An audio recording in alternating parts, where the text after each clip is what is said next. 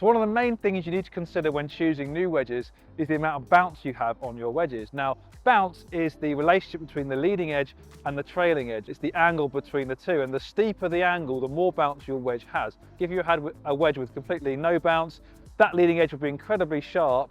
The margin for error on the strike would be nothing at all. It'd be very difficult to strike your chip and pitch shots cleanly. So it just gives you a little bit of leeway on the strike, and your technique, as well as the prevailing ground conditions, would influence the amount of bounce you should have. So if you tend to be quite steep into the golf ball, you want a bit more bounce to give you a little bit more resistance through the turf.